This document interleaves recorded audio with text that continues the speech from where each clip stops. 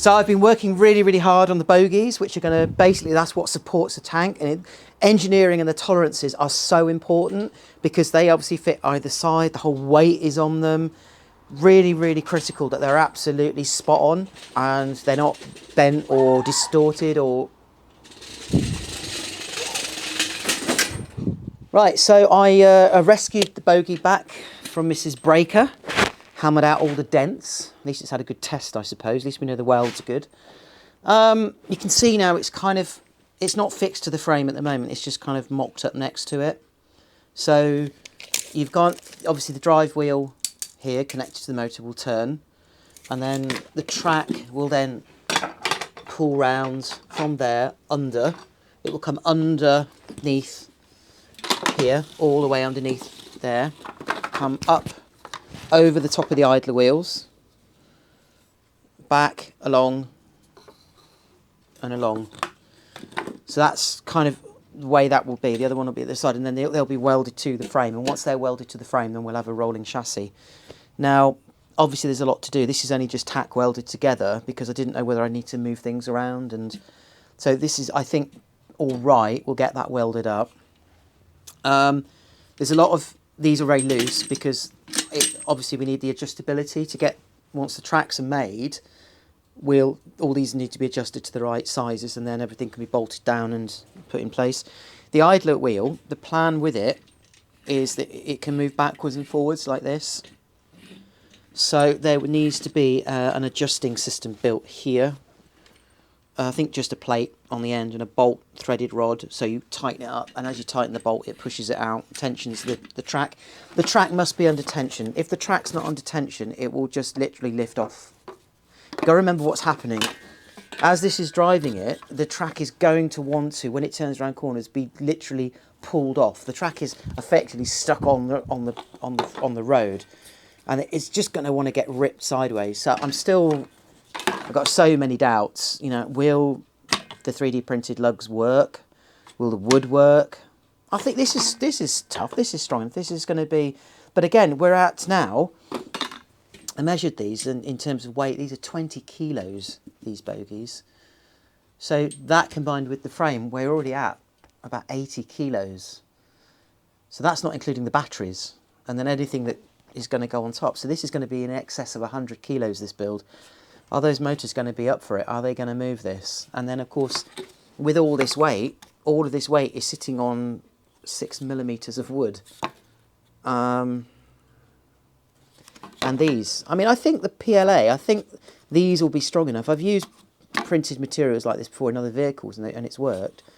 I mean, obviously the printer's going to be on overload. It's going to be, I mean, each of these is 2 hours to print, so we're talking about over 100 hours of printing, and probably over 100 quid worth of just filament alone for something that might not work. But be positive, this has gone all right so far. All of this is really, really good. I'm really happy with this.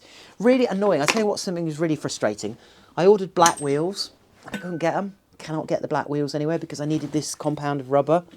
So I'm going to have to paint all the red wheels black. But then it's not a big deal. It's just more to do. They would have been nice if they were black. But not to worry. So that's where we're at so far. So as I said, next thing, get the adjusters done on here. Get the frame put in for the bogies, which will give me the lower section then of this. And then in here I can create the carriage to put the batteries in.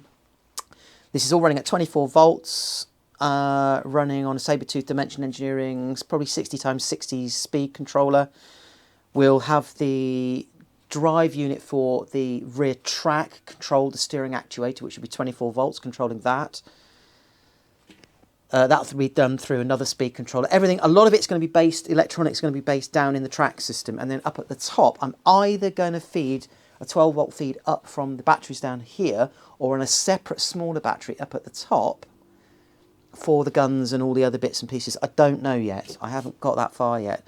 Really, the plan is to build this, to get this out, to get this moving. And the ultimate test of this one is when I move forward on the stick to go round a corner.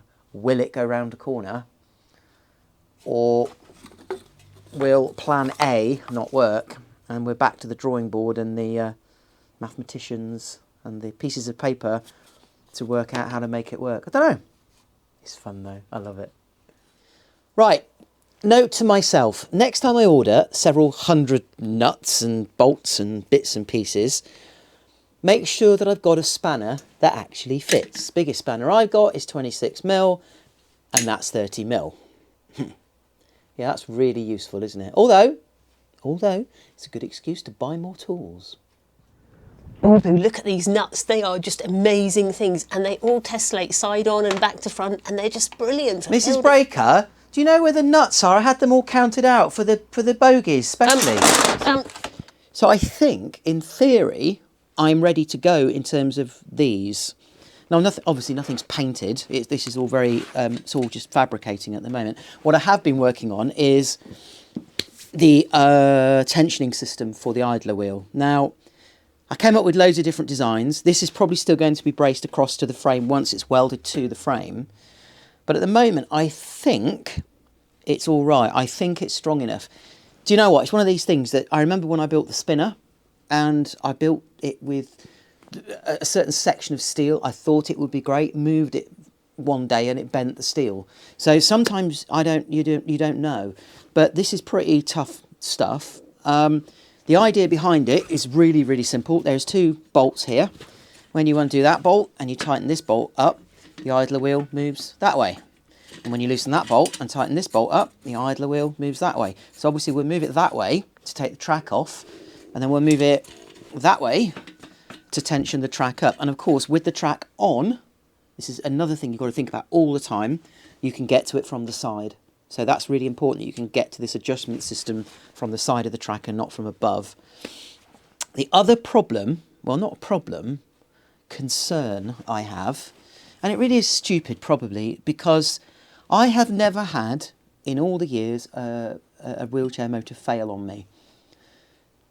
However, this wheelchair motor at the moment is bolted in. It's probably hard to see on the camera, but the wheel is on, then it's bolted to this plate, which means as soon as you take the nuts out, the motor will drop down.